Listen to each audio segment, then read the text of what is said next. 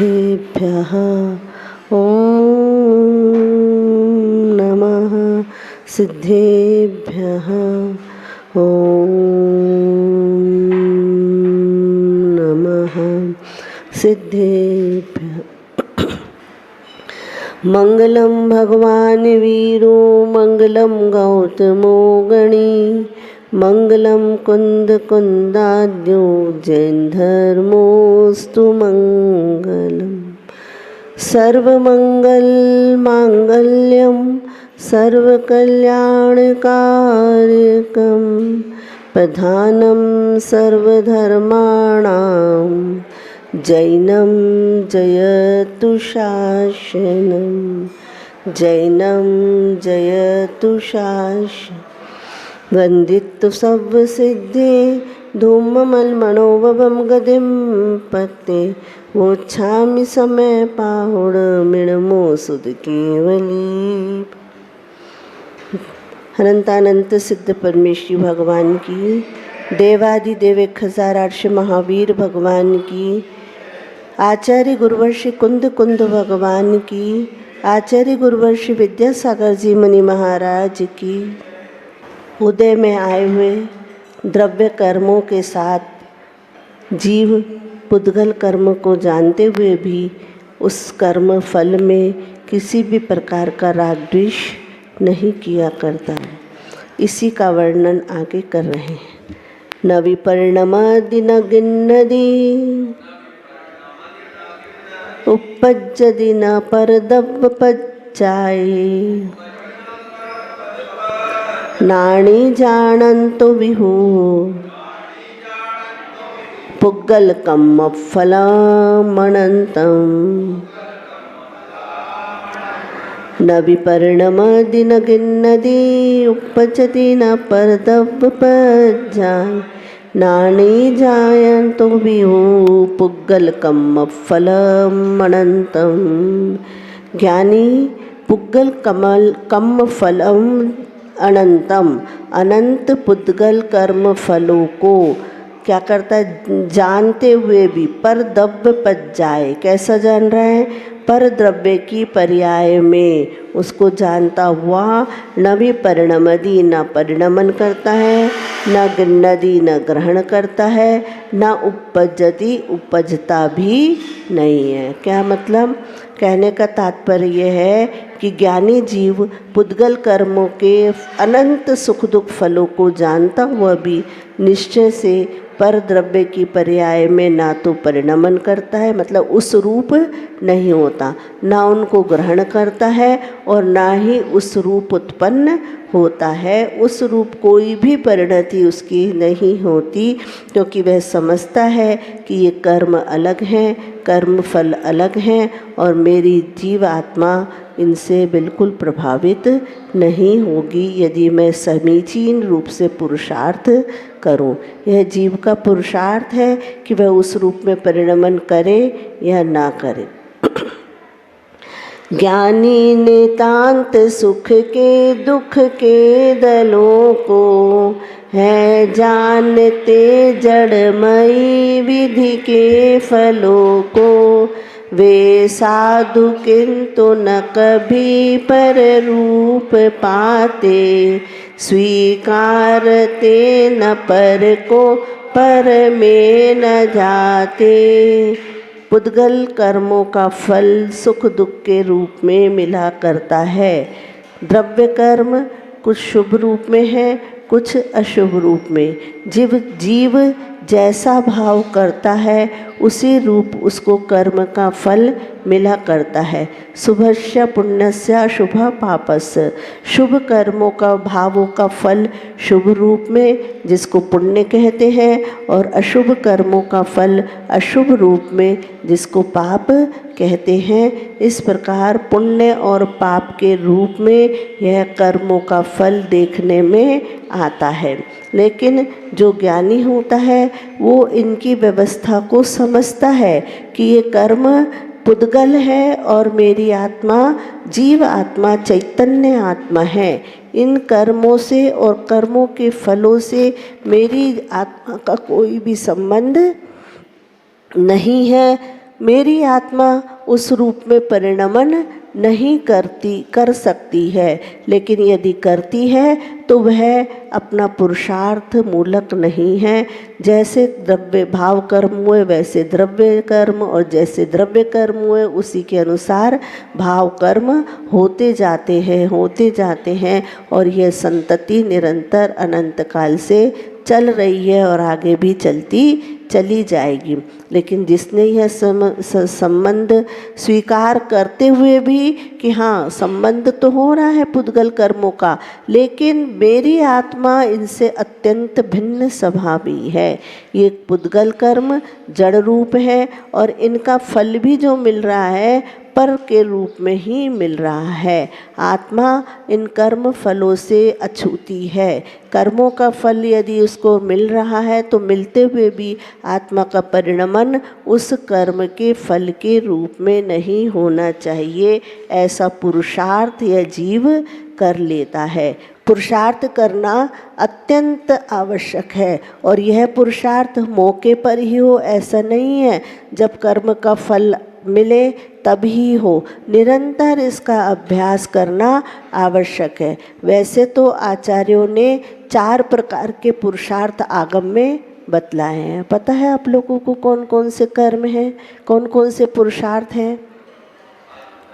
धर्म पुरुषार्थ, अर्थ पुरुषार्थ, काम पुरुषार्थ और मोक्ष पुरुषार्थ। ये 4 प्रकार के पुरुषार्थ आचार्यों ने हमारे लिए बताए हैं कि हमें क्या किस रूप अपना कार्य करना चाहिए। परिश्रम तो हम करते हैं, लेकिन इस व्यवस्था के अनुसार यदि परिश्रम पुरुषार्थ करते हैं, आयास करते हैं, तो हमें उसका फल भी समीचीन रूप से मिलेगा, ये निश्चित बात है। लेकिन हमारा पुरुषार्थ यदि विपरीत दिशा में होता है तो हमें उस कर्म का फल विपरीत रूप में मिलेगा। तो आचार्यों ने बहुत सोच समझ के ये 4 बहुत देखो कितना भगवान की देशना में जो आया है, कितना सटीक और कितना व्यवस्थित रूप से ये कारण बताए हैं कि 4 पुरुषार्थ करो। कौन कौन से पुरुषार्थ ये बता दिए गए।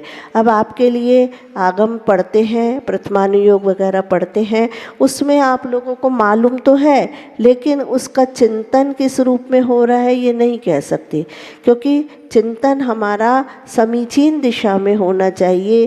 पुराण पुरुषों की बात जब हमारे सामने आती है तो हम सर्वप्रथम प्रथम तीर्थंकर आदिनाथ के प्रथम पुत्र भरत को स्मरण करते हैं, जिनको हम एक व्यवस्थित रूप से मतलब कह सकते हैं कि इनको कहा जाता था कि ये घर में वैरागी है। क्यों कहा जाता था, इसका कारण क्या था, ये आपको समझ में अभी आ जाएगा। एक छोटा सा उदाहरण हम यहाँ पर दे रहे हैं कि भगवान आदिनाथ को केवल ज्ञान की उत्पत्ति हुई। भगवान आदिनाथ दीक्षा लेकर वन में चले गए, 1000 वर्ष तक तप किया और उसके पश्चात उनको केवल ज्ञान की उत्पत्ति हुई। जिस दिन उनको केवल ज्ञान की उत्पत्ति हुई, एक घटना घटी। भरतभराज सम्राट चक्रवर्ती अपने सिंहासन पर आरूढ़ थे। चक्रवर्ती तो उस समय बने सिंहासन पर बैठे हुए थे कि एक समाचार उनको मिलता है कि आपके आयुधशाला में चक्र रत्न की उत्पत्ति हो गई। आयुधशाला में चक्र रत्न की उत्पत्ति होते ही जय जयकार होने लगी कि आपको क्या हो गया, चक्रवर्ती पद मिल गया। क्योंकि चक्र रत्न की उत्पत्ति होने का मतलब है कि आप चक्रवर्ती बन गए हैं।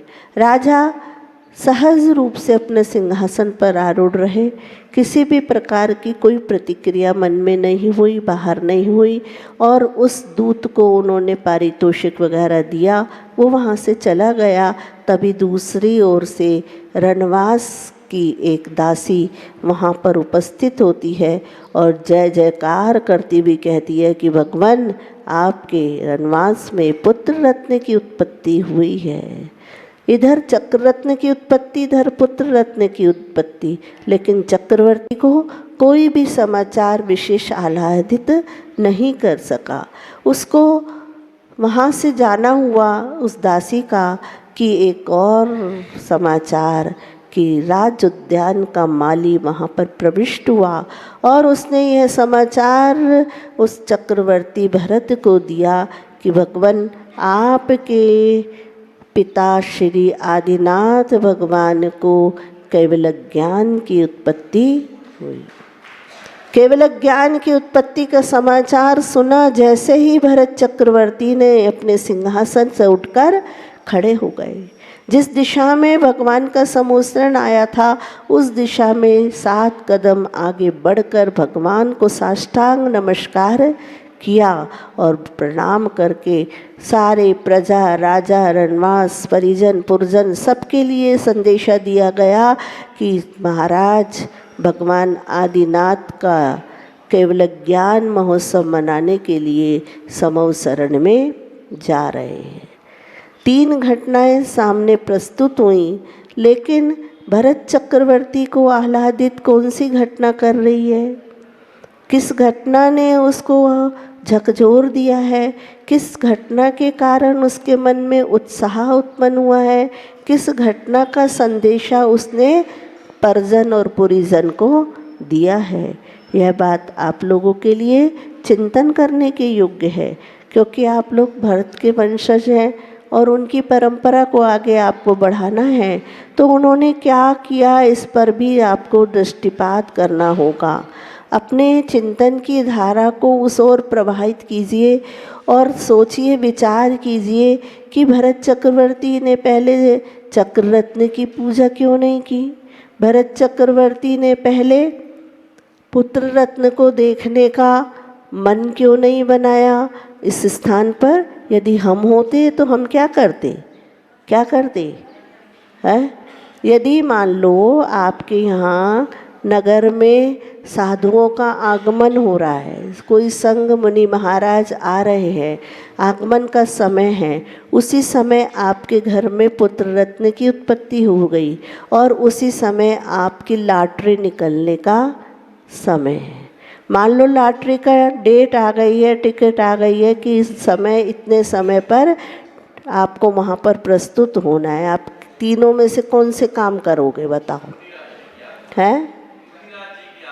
मुनिराज जी की अगवानी करेंगे। तो आप धर्म सभा में बैठे हो इसलिए आपको कहना ऐसा ही पड़ेगा, है? जिसके लिए जो प्रमुख होगा, प्रमुखता किस ओर है? हर प्रकार के व्यक्ति संसार में है। कुछ के लिए धन प्रमुख है, किसी के लिए पुत्र प्रमुख है और किसी के लिए धन प्रमुख है। धर्म, धन और पुत्र, इन तीनों में से आप किसको चाहोगे? किसको पहले अपनाना चाहोगे? धर्म पुरुषार्थ की बात जहाँ पर होती है वहाँ तो सहज रूप से यह हो ही जाता है कि धार्मिक क्रियाओं अनुष्ठान में हम सर्वप्रथम अपना समय देंगे। किंतु जिनके लिए अर्थ प्रमुख है वो कहेंगे कि पुत्र रत्न भी घर में है और महाराज भी अभी तो रुकेंगे, बाद में कर लेंगे दर्शन, पहले अपना प्रमुख कार्य तो कर लें। जो अगर लॉटरी किसी और के हाथ में चली गई तो नुकसान हो जाएगा और वो अर्थ हमें प्रमुख है, इसलिए उस अर्थ के लिए कार्य करना प्रमुखता है और वो व्यक्ति उस स्थान पर वहाँ पर चला जाता है। पुत्र रत्न की जिसको है वो पुत्र रत्न की प्राप्ति के लिए चला जाता है, उसको देखने के लिए चला जाता है। और जिसके लिए धर्म पुरुषार्थ की प्रमुखता है वो महाराज की आगवानी करने के लिए चला जाएगा। यह निश्चित ही प्रमुख बात होती है। तीनों में से कौन सा कार्य किसके लिए प्रमुख है? जो भगवान महावीर जिन आदिनाथ भगवान ने हमारे लिए क्या संदेशा दिया है, यदि उसको आप प्रमुख करके चलेंगे तो आगम यह कहता है कि धर्म पुरुषार्थ को पहले रखा गया। यदि धर्म पुरुषार्थ के स्थान पर अर्थ पुरुषार्थ या काम पुरुषार्थ को रखा जाता तो क्या होता? क्योंकि धर्म पुरुषार्थ पूर्वक हमारे लिए काम पुरुषार्थ बताया है और धर्म पुरुषार्थ पूर्वक हमारे लिए अर्थ पुरुषार्थ बतलाया है। सरकार और सरकारी कानून भी आपको इस चीज़ के लिए बता रहे हैं कि यदि इस प्रकार से अनाप शनाप धन का संग्रह करोगे तो आपके लिए संकट आ सकता है, कानून आपको अपनी गिरफ्त में ले सकता है। अनाप शनाप चारित्र के क्षेत्र में भी यदि आप किसी प्रकार की गलत कार्य करोगे तो उसके लिए भी आप दंडित हो सकते हैं। लेकिन अर्थ पुरुषार्थ और काम पुरुषार्थ धर्म पुरुषार्थ पूर्वक किए जाएं तो क्या होगा? अराजकता नहीं फैलेगी, भ्रष्टाचार नहीं फैलेगा, उतना ही धन कमाया जाएगा जितना हमारे लिए प्रतिबंधित किया गया। उससे अधिक धन रखना हमारे लिए कानूनी अपराध है और हम उस कानून की गिरफ्त से बचना चाहते हैं, सदाचार जीवन व्यतीत करना चाहते हैं और संसार समाज में भ्रष्टाचार को रोकना, अराजकता को रोकना चाहते हैं तो हमें इस प्रकार से सीमित होकर कार्य करना पड़ेगा, अन्यथा आप दंड के भागी होंगे। कितना कार्य करना है आपको बांध दिया गया है, धर्म पुरुषार्थ आपके लिए इतना कहता है, आपको इतना ही करना, उससे ज़्यादा नहीं। उससे ज़्यादा करोगे तो आपके लिए पनिशमेंट दी जाए। जब सरकार इस प्रकार, कानून इस प्रकार का है तो फिर जहाँ धार्मिक क्षेत्र की बात है, भवारम परिग्रहत्वम नारकस्य आयुषः, इस बात को जो ध्यान में रखकर अपने आप को अधोगति के पात्र से बचाना चाहता है वह निश्चित ही धर्म पुरुषार्थ पहले करेगा। पुरुषार्थ का अर्थ होता है पुरुष का अर्थ, आत्मा का अर्थ, प्रयोजन या उसका परिश्रम जो है किस दिशा में है, तो धर्म की दिशा में यदि है तो वह भरत के अनुसार, परंपरा के अनुसार कार्य करने वाला माना जाएगा।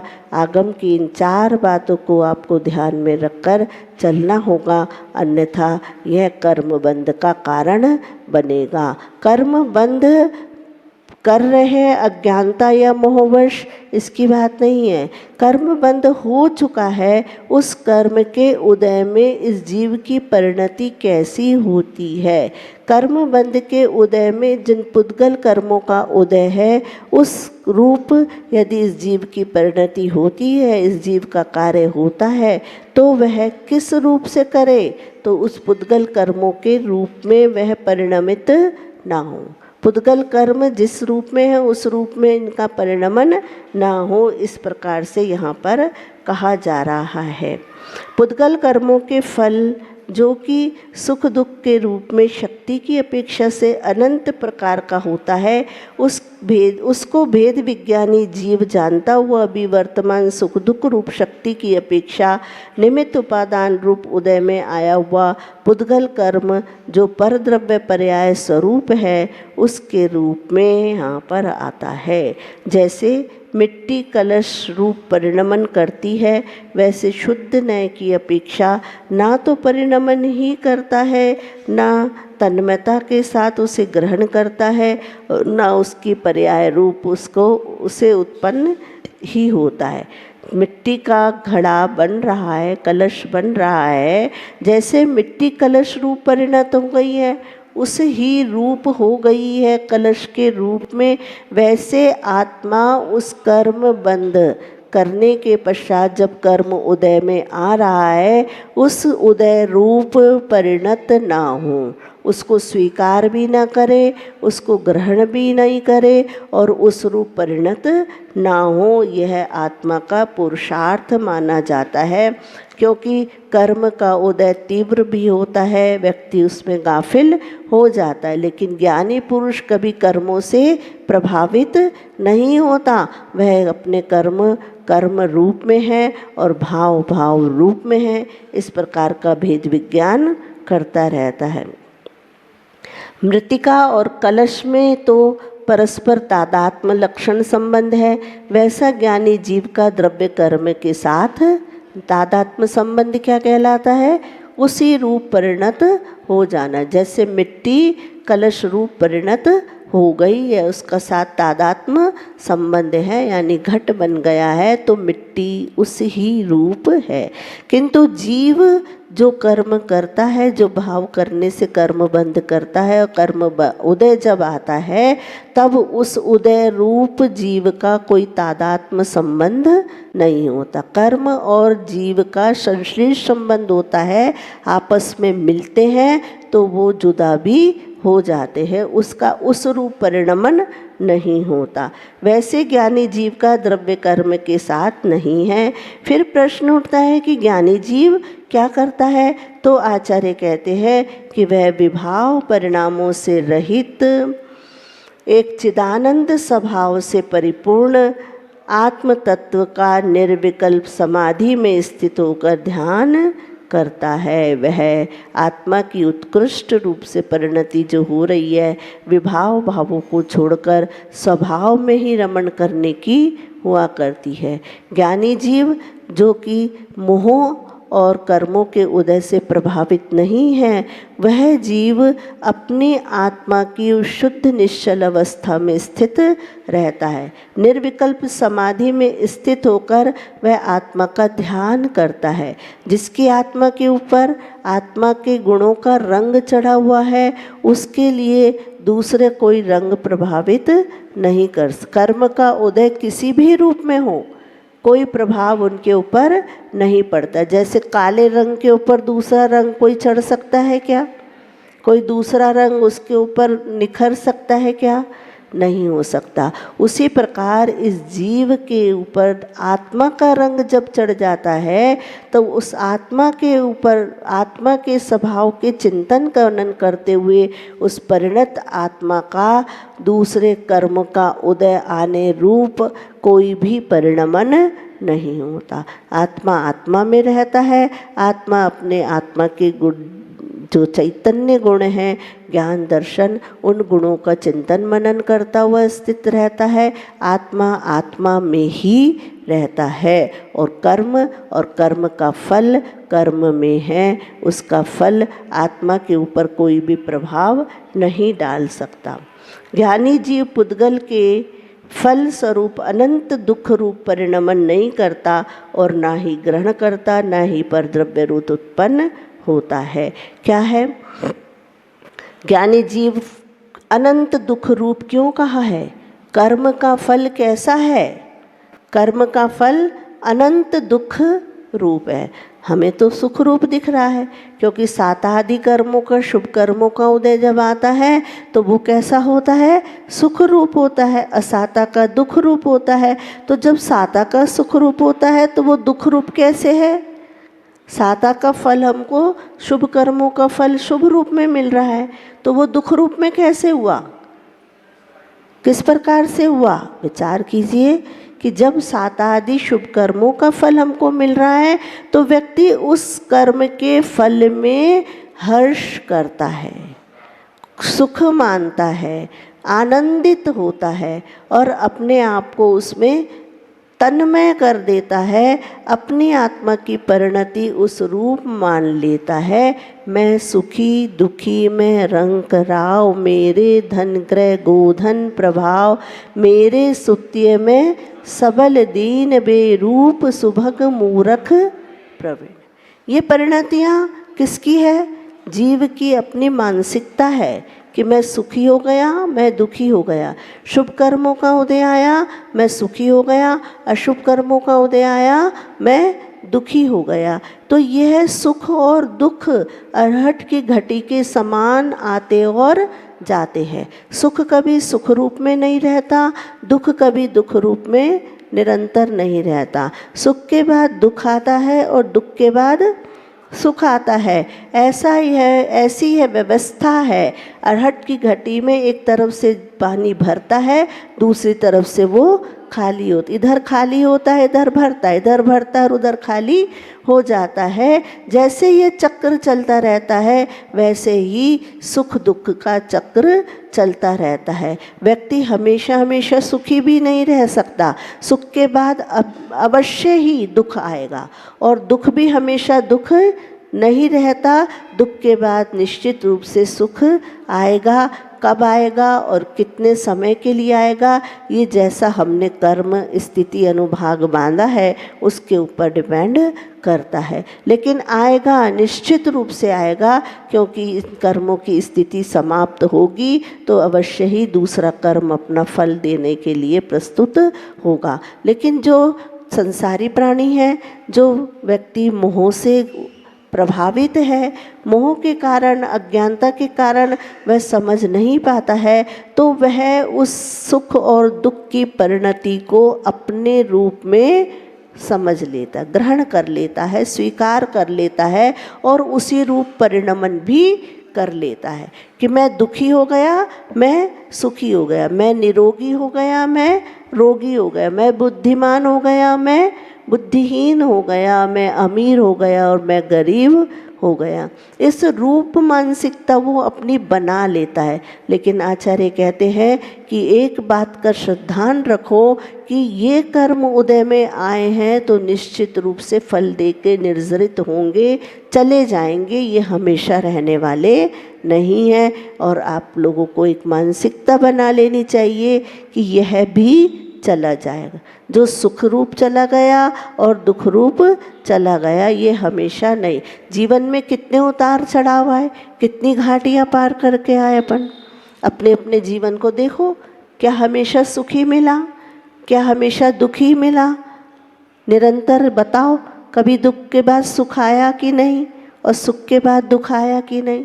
तो ज्ञानी जीव इस क्षण भंगुरता को समझ लेता है। ज्ञानी जीव ये समझ रहा है कि ये मेरे आत्मा का स्वभाव नहीं है। मेरे आत्मा का स्वभाव कैसा है? वो निरंतर ध्रुव नित्य है। कैसा है? टंकोत्कीर्ण ज्ञायक स्वभाव जिसको कहते हैं, टाँकी से उकेरे हुए के समान। जैसे पत्थर के ऊपर कुछ टाँकी से लिख दिया जाए, पत्थर टूट जाए लेकिन वो लिखा हुआ कभी नहीं मिटेगा। उसी प्रकार ये आत्मा का स्वभाव है कि मेरे ज्ञान दर्शन गुण कभी भी आत्मा से जुदा नहीं होंगे। टंकोत्कीर्ण ज्ञायक स्वभाव ये आत्मा का स्वभाव है। कभी त्रैकालिक है, तत्कालिक नहीं है। तात्कालिक जो होता है आता है और चला जाता है, मिलता है और बिछड़ जाता है। तो ऐसा सुख नहीं है आत्मा का। ये तो कर्म के उदय से मिलने वाला सुख है, जिसको रत्नकर्ण शावकाचार में आचार्य समंतभद्र महाराज ने निकांक्षित अंग का स्वरूप बताते हुए कहा है, कर्म परवसे शांति दुःखैरंत ऋतोदये पाप बीजे सुखे नास्था श्रद्धाना कांक्षणा स्मृता। क्या कहा गया है? कर्म परवसे, संसार का सुख कैसा है, धन भोग वैभव आदि कैसे है? कर्म परवशे, कर्म के वशीभूत हैं। यदि आपका शुभ कर्म का उदय आएगा, यदि आपका साता कर्म का उदय आएगा, तो आपको अनुकूल सामग्रियाँ मिलेंगी। धन भी मिलेगा, वैभव भी मिलेगा, आज्ञाकारी पुत्र मिलेगा, अच्छी पत्नी मिलेगी जो कि अपने कुल का गुणों को वर्धन करने वाली होगी, अच्छे नौकर चाकर आदि सेवा करने वाले मिलेंगे, प्रतिष्ठा मिलेगी, मान सम्मान मिलेगा, निरोगी काया मिलेगी, सब कुछ आपके प्रति अनुकूल बना रहेगा। किस समय? जब आपका कर्म शुभ रूप में उदित हो रहा है। और मान लो अशाता कर्म का उदय आ गया, मान लो अशुभ रूप से कर्म उदित हो गए और उसके साथ आपका सब वैभव चला गया, धन संपदा चली गई और उसके साथ आपकी मान प्रतिष्ठा भी चली गई। अपने ही व्यक्ति कैसे हो गए? प्रतिकूल हो गए। अपना ही पुत्र शत्रु बन गया। ऐसी परिणति पाप कर्म के उदय में हो गई। दोनों आपके सामने है, साता का वैभव भी है और इधर असाता का जो प्रभाव है वो भी आपके सामने है। दोनों आपके सामने हैं, लेकिन सब कर्म के वशीभूत है। कर्म का उदय आया, वैरी भी मित्र बन गया। कर्म का उदय आया तो मित्र भी शत्रु बन गया। ये कर्म परवसे, संसार का सुख कर्म के वशीभूत है। कर्म का उदय जैसा रहेगा वैसा ही परिणमन आपको सामने दिखाई देगा। दुखई अंत ऋतोदय शांते, शांति मतलब नष्ट होने वाला है, हमेशा रहने वाला नहीं है, क्योंकि कर्म की एक ड्यूरेशन, एक स्थिति होती है। वो कर्म हमने कषाय के वशीभूत होकर कितनी स्थिति को लेकर बांधा है उसके ऊपर निर्धारित रहता है। जितना कर्म बांधा है, जितनी स्थिति को लेकर बांधा है, उतने समय तक वह आत्मा में रहता है और उसके बाद फल देकर निर्जरित हो जाता है। इसको बोलते शांते दुखई रंत ऋतोदय। दुखई अंत, दुख इसका अंत कैसा होता है? दुख रूप में होता है। किसका? संसारिक सुख का। संसार के सुख की बात कर रहे हैं। संसारिक सुख का अंत किस रूप में होता है? दुख रूप में होता है, सुख रूप में नहीं होगा। आपको सुख महसूस होगा, लेकिन शहद लिपटी हुई तलवार को चाटने से सुख मिलेगा कि दुख मिलेगा? क्या मिल रहा है? सुख का आभास हो रहा है, लेकिन जीभ कटने से उससे कई गुना दुख मिल रहा है। ये सुख का आभास क्षण भर के लिए है और दुख कितने समय के लिए है?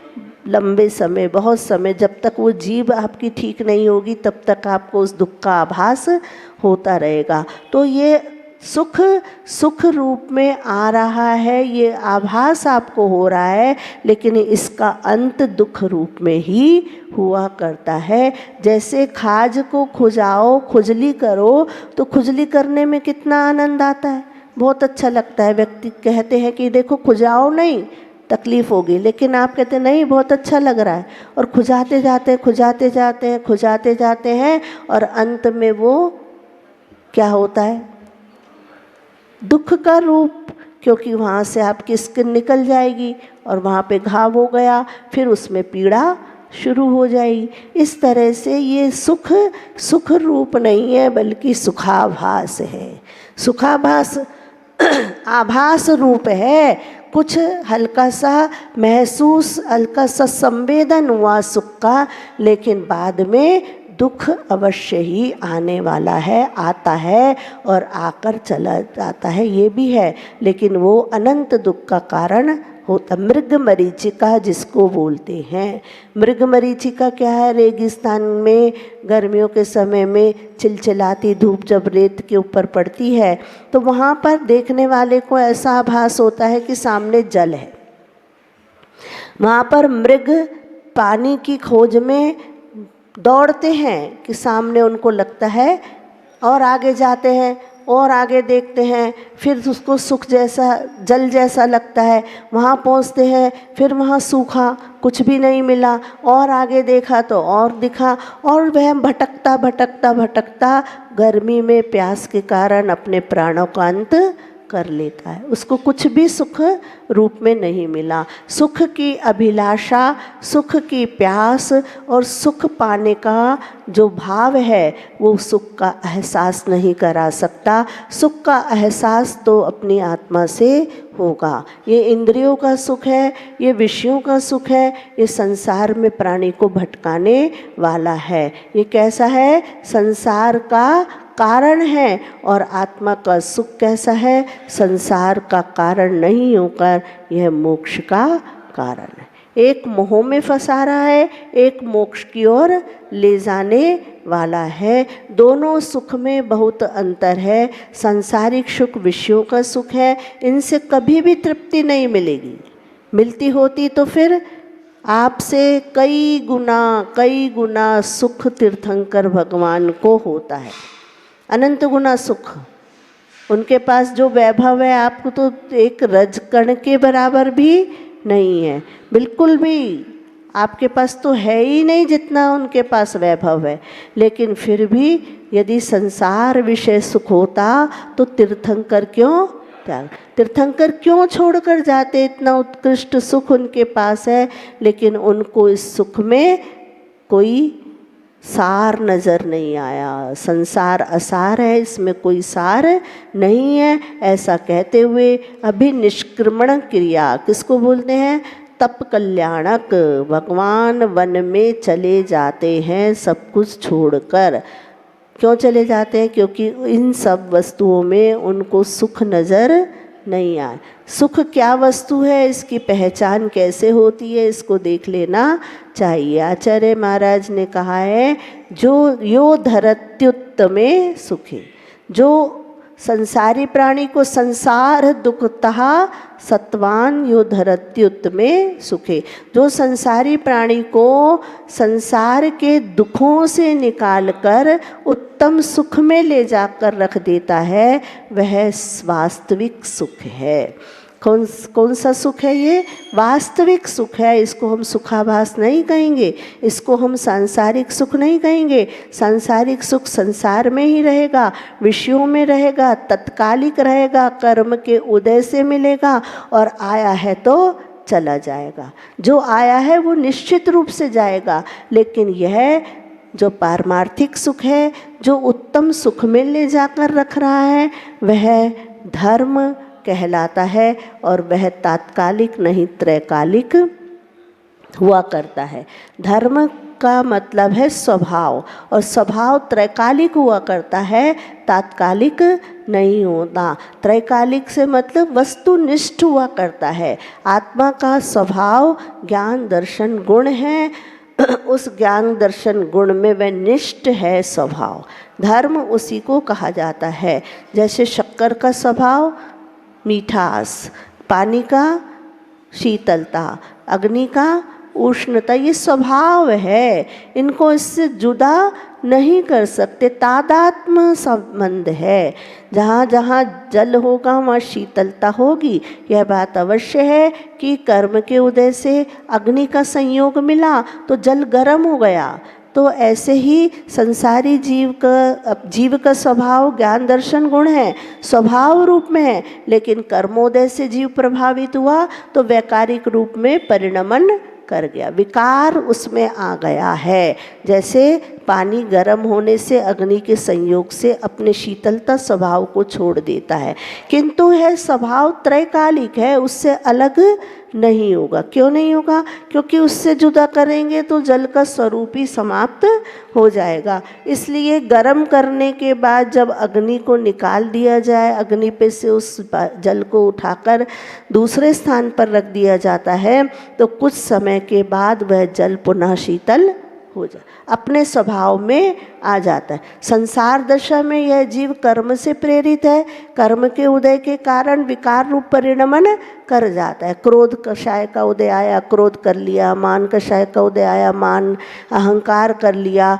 माया का उदय आया तो मायाचारी छल कपट कर ली, और लोभ कषाय का उदय आया तो संतोष गुण को छोड़कर परिग्रह को एकत्रित करने में लग गया। ये निश्चित बात है कि वो कर्म के उदय से प्रभावित हो रहा है संसारी प्राणी, लेकिन पुनः जब वह प्रयास करता है, पुरुषार्थ करता है, अपने स्वरूप का चिंतन मनन करके उस ओर आगे अपने आत्मा में निष्ठ होने का पुरुषार्थ करता है, तब वह इन क्रोध मान माया लोभ आदि विकारी भावों को छोड़ भी देता है। जब छोड़ देता है तो वह आत्मस्थ हो जाता है, वीतरागी हो जाता है, राग द्वेष आदि को छोड़ देता है। उसी प्रकार यह धर्म त्रैकालिक है, त्रैकालिक वस्तुनिष्ठ होता है। जहाँ जहाँ वस्तु है वहाँ वहाँ वो उसका स्वरूप रहता है। धर्म जहाँ जहाँ है वहाँ वहाँ धर्म का गुण भी साथ में रहेगा, लक्षण भी साथ में रहेगा।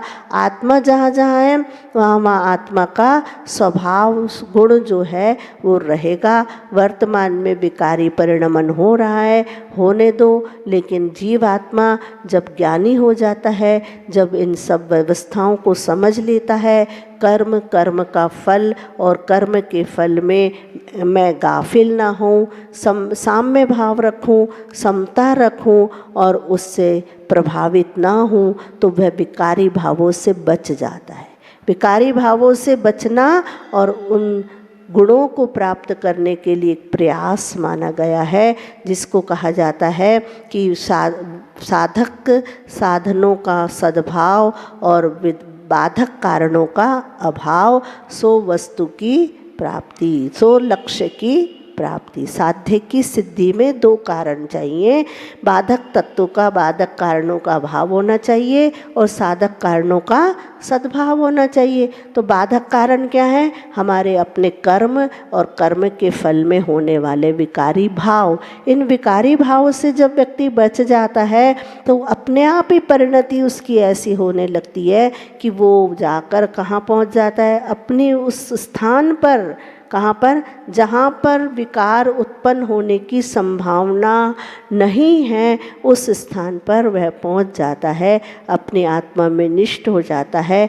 आत्म पुरुषार्थ इसी को कहते हैं और इसी को आत्म पुरुषार्थ करते हुए वह उन कर्मों से बच जाता है। स्वसंवेदन ज्ञान, निर्विकल्प समाधि इसी का नाम है। गुरुजी कहते हैं कि उसको चक्कर क्यों नहीं आया ये सोचो।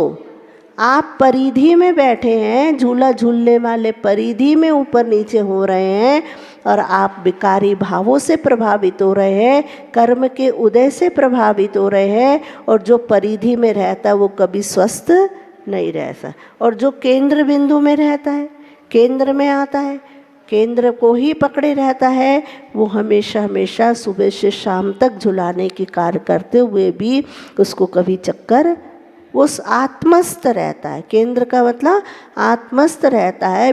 केंद्र बिंदु में आत्मा को रखकर कार्य कर, कुछ भी कार्य कर रहे हैं आप, प्रतिदिन की चर्या कर रहे हैं, आपको कोई भी प्रभाव नहीं पड़ सकता यदि आप केंद्र बिंदु में रहकर कार्य करेंगे। आप दुकान पर जाइए, दुकान पर बैठेंगे, दुकान पर गद्दी में बैठते हुए भी ग्राहक आ रहे हैं, माल दिया जा रहा है, धन आ रहा है और हरे हरे नोटों के बंडल दिख रहे हैं। इतना सब कुछ होते हुए भी जो अपनी आत्मा के केंद्र बिंदु में रहता है उसके ऊपर ना राग और ना द्वेष, कोई भी रंग नहीं चढ़ सकता, कोई किसी प्रकार का प्रभाव नहीं हो सकता। क्यों नहीं हो सकता? इसलिए नहीं हो सकता कि वो व्यक्ति सोचता है आज ग्राहक नहीं आया तो मेरे कर्म का उदय है, कोई बात नहीं, नहीं आया तो नहीं आने दो। कर्म अगर अच्छा लाभांतराय कर्म का उदय या शुभक्षम हो जाता, लाभांतराय कर्म का, तो निश्चित रूप से आता, लेकिन मेरे अपने उपादान में इतनी शक्ति नहीं है कि आज इस लाभ मिल सके, तो वो उसमें साथ समता रख लेता है। और मान लो दूसरे ही समय में बहुत सारे ग्राहक आ गए, बहुत अधिक कमाई हो गई, तो उसमें हर्ष नहीं करता। क्यों नहीं करता? कि उसको ये मालूम है कि यह भी चला जाएगा, अभी अच्छा हो रहा है फिर बुरा होगा। ये सब कर्मों की परिणतियां हैं, अच्छा बुरा, लाभ अलाभ, सुख दुख, सर्दी गर्मी और रात्रि और अंधकार, ये विरोधी चीज़ें भी, प्रतिकूलताएं अनुकूलताएं सब कर्म के उदय में निहित होती हैं। इसलिए इससे मुझे कोई लेन देन नहीं है। मध्यस्थ रूप से बैठा है, गद्दी पर बैठ रहा है, दुकान चला रहा है, सब कुछ हो रहा है, लेकिन उसके मन में कोई हर्ष विषाद नहीं, कोई राग द्वेष नहीं, कोई सुख दुख की परिणति नहीं हो रही, बिल्कुल मध्यस्थ भाव से वो बैठा रहता। आत्मस्थ व्यक्ति ऐसा ही कार्य करता है। और जो बाहर बाहर घूम रहा है, परिधि में घूम रहा है, जिसको लाभ हानि प्रभावित कर रहे हैं, जिसको सुख दुख का संवेदन हो रहा है, वो उसमें गाफिल हो जाता है। सुख में सुखी और दुख में दुखी, यह परिणति अज्ञानी जीवों की होती है, क्योंकि वह उस परिस्थिति से जो कि कर्म के उदय में मिली है, जिसको अपन संयोगज पर्याय कह रहे हैं, उस पर्याय में वह सुख दुख रूप अपने आप की मान्यता कर लेता है। सुखी कौन हुआ? कौन हुआ सुखी? जीव हुआ, मेरी आत्मा सुखी हुई। और दुखी कौन हुआ? मेरी आत्मा दुखी हुई। ऐसी परिणति इस जीव की हो जाती है, तब वह उस सुख दुख से प्रभावित होकर वो रंग उसके ऊपर चढ़ जाता है, तो आगे के लिए वह कर्म का बंध कर लेता है। ज्ञानी जीव की परिणति इससे विपरीत हुआ करती है। वो उस रूप अपने आप को मानता ही नहीं है कि मुझे लाभ हुआ कि अलाभ हुआ, मैं सुखी हुआ कि दुखी हुआ। वो तो कहता है कि मैं तो त्रैकालिक शुद्ध हूँ, मैं तो त्रैकालिक सुखी हूँ। कर्मों के उदय से सुखी होने वाली परिणति मेरी आत्मा की नहीं है। मैं तो त्रैकालिक शुद्ध हूँ। क्या हूँ? सुखी हूँ। नरकों में जाऊँगा तो भी वहाँ सुखी रहूँगा, क्योंकि आत्मा मेरे साथ है। आत्मा के साथ मैं रह रहा हूँ, इसलिए मुझे कोई भी बाह्य कर्म का उदय जो है वो प्रभावित नहीं कर सकता। वह हमेशा हमेशा मध्यस्थ भाव में रहता है। तो उन कर्म और कर्म के फलों को हटाने का प्रयास या उनसे हटने का प्रयास हमारा होना चाहिए। हमको उन निमित्त कारणों से बचना चाहिए, क्योंकि कर्म बंध के लिए भी और कर्म के उदय के लिए भी निमित्तों की आवश्यकता होती है। नो कर्म के बिना ना तो कर्म बंधता है और नो कर्म के बिना ना कोई कर्म फल को प्राप्त होता है। कोई ना कोई निमित्त कारण अवश्य चाहिए। तो ऐसे निमित्तों से बचना चाहिए इस आत्मा को, जिन कर्मों के जिस निमित्त के माध्यम से आत्मा में राग द्वेष पैदा होते हैं और राग द्वेष पैदा होने के साथ वह जीव उस रूप अपने आप परिणत हो जाता है और आगामी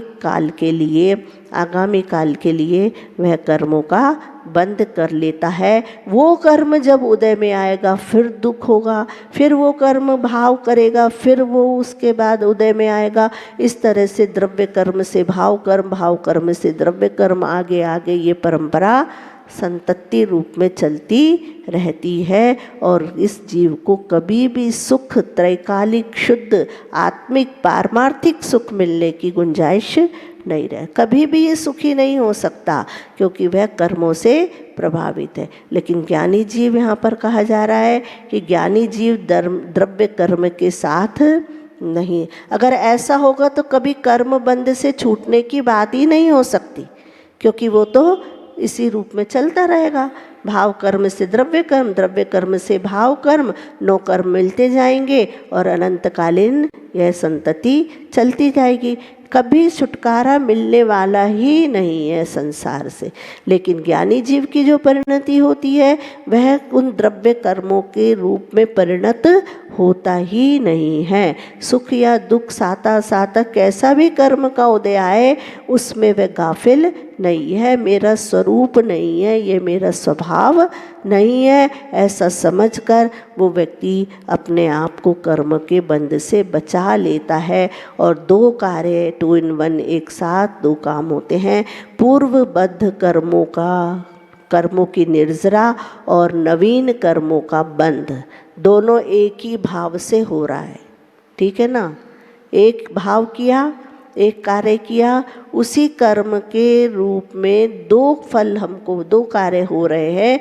एक तो जो पूर्व का बंधा हुआ कर्म हमारा था, असाता के रूप में बंधा था, शुभ रूप में बंधा था, वह कैसा होगा? संक्रमित होकर शुभ रूप में, साता के रूप में बदल कर आ जाए, परिवर्तित होकर आएगा। इसी का नाम संक्रमण है। संक्रमित होकर वो आता है कर्म, सीधा सीधा जैसा बांधा था वैसा उदय में नहीं। यदि आपने भाव अच्छे रखे, सुख रूप रखे, तो आपके शुभ कर्मों के भावों के द्वारा जो अशुभ कर्म बंधे हैं वो भी शुभ रूप में उदय में आएंगे। आ रहा है समझ में? क्या है? शुभ कर्मों, शुभ भाव किए तो बंधे हुए पुराने जो पहले के कर्म हैं वो अशुभ असाता रूप में, पूरी परिणति, पूरे कर्मों की जो पहले बंद हुआ था कर्मों का, वो अशुभ रूप में हुआ था, वो अब किस रूप में उदय में आएंगे? शुभ रूप में आएंगे। और संक्रमित हो, इसको कहेंगे संक्रमित होकर आएंगे। उत्कर्षण अपकर्षण भी हो सकता है। अशुभ कर्मों का जो कर्म बांधे थे उनकी स्थिति को कम कर सकते हैं, शुभ कर्मों की स्थिति को बढ़ा सकते हैं। ये कार्य भी हो सकता है। 10 करण के माध्यम से भी कार्य होता है। और जो नवीन कर्म बंधेगा वो किस रूप में बंधेगा? शुभ रूप में। क्योंकि वर्तमान पिछले कर्म कैसे बांधे, पहले भाव कैसे किए, इसकी चिंता मत करो। अज्ञानता में हो गया, मोह के वश हो गया, लेकिन वर्तमान में हमारे भाव कैसे हैं उसके रूप में यह कर्म फलित होगा। तब हमारे कर्मों में परिवर्तन आएगा, तब दुख के स्थान पर सुख हमको मिलेगा। तो आगामी काल का जो बंध होगा वो भी किस रूप में होगा? नवीन रूप में होगा। नवीन यानी शुभ रूप में होगा। आप लोगों के सामने एक जीता जाता उदाहरण है राजा श्रेणिक। देख लिया आपने कि अपने भावों के द्वारा मुनि महाराज के ऊपर उपसर्ग करने के निमित्त से उन्होंने नरक आयु का बंध किया। कौन सा नरक? बिल्कुल उत्कृष्ट मुनि महाराज के मरण का भाव, उपसर्ग करने का भाव, देवशास्त्र गुरु की आसाधना, आयतनों पर उपसर्ग, ये भाव जिसके भी आएंगे, मंदिर तोड़ने के भाव आ रहे हैं, मंदिर प्रतिमा जी खंडित करने के भाव आ रहे हैं, जिनवाणी नष्ट करने के भाव आ रहे हैं, जिनवाणी का अपलाव करने के भाव आ रहे हैं, मुनि महाराज की हत्या करने के भाव आ रहे हैं, उन पर उपसर्ग करने के भाव आ रहे हैं। इन सब के द्वारा उत्कृष्ट रूप से क्या होगा? अधोगति का ये पात्र बनेगा ही बने।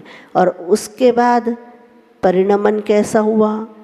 स्वरूप समझ में आया, धर्म का स्वरूप समझ में आया, आत्मा का स्वरूप समझ में आया, और परिणमन अंदर आत्मा का सुख रूप होता हुआ चला गया। आत्म स्वभाव में लगने के बाद कैसी परिणति हो गई? फिर उसी की लगन लग गई और भगवान महावीर के समोसरण में प्रथम श्रोता के रूप में कितने 60,000 प्रश्न किए। सम्यक दर्शन को शायिक सम्यक दर्शन बनाया। तीर्थंकर प्रकृति का बंधन। बताओ पुरुषार्थ की पराकाष्ठा। एक तरफ पुरुषार्थ अधोगति का पात्र और दूसरी ओर का पुरुषार्थ ऊर्ध्वगति का पात्र। नरक आयु का बंध हो गया, वो तो भोगना पड़ेगा ही, क्योंकि नरक आयु का बंध होने के पश्चात वो टलता नहीं है, तो भोगना ही पड़ता है। कम ज़्यादा हो जाता है तो उन्होंने उसका क्या कर दिया? अपकर्षण करके प्रथम नरक की मध्यम आयु को बांधा 84,000 वर्ष, और तीर्थंकर प्रकृति का बंद किया। फिर उसके बाद आगामी काल में जो भविष्य काल की 24 होगी उसमें महापद्म नाम के प्रथम तीर्थंकर वो होने। ये पुरुषार्थ है। अपनी चेतना की धारा, जैसे पानी का भाव नीचे की ओर होता है तो वो नीचे नीचे नीचे बहता चला जाता है और अधोगति का पात्र होता है। हमारी चेतना की धारा हमारे ही परिणामों के द्वारा नीचे जा रही है और वह समाप्त हो रही है, वो दुख का कारण बन रही है, और वही चेतना की धारा हमारे पुरुषार्थ के बल से ऊर्ध्व गति की ओर ले जाने। अभी तो मोक्ष नहीं मिलेगा, क्योंकि अभी तो नरक आयु का बंद किया है, तो उसका भोगना होगा, उसका संवेदन करना ही पड़ेगा, वो टल नहीं सकता। लेकिन उसके बाद निश्चित रूप से परंपरा से मुक्ति की प्राप्ति होगी। ये किसके रूप में होगी? तो कर्म और कर्म फल में जो अटकता नहीं है वो अपनी राह से कभी भटकता नहीं है। कर्म और कर्म के फलों की ओर दृष्टिपात नहीं करो। कर्म हमने किए हैं ये निश्चित है और उसका फल मिलेगा यह भी निश्चित है, लेकिन कर्म का फल मिलने के बाद हम कर्म के फल के रूप में ही परिणत हों ये कोई ज़रूरी नहीं है। हमें क्रोध का उदय आया हम क्रोध करें ये जो कोई ज़रूरी नहीं है। कषाय का उदय आया हम लोभ कषाय करें ये कोई ज़रूरी नहीं है। सामने कितने भी पदार्थ पड़े रहें लेकिन हमारी दृष्टि उन पर जाती ही नहीं। आपने परिग्रह परिमाण व्रत ले लिया, इससे ज़्यादा हम परिग्रह नहीं रखेंगे, तो क्या आपके पास कितना भी वैभव ला के कोई रख दे आपका मन उस पर ललचा नहीं सकता, क्योंकि वह पर द्रव्य हो गया। स्वद्रव्य उतना ही है जितनी आपकी सीमा है, और पर द्रव्य कितना है?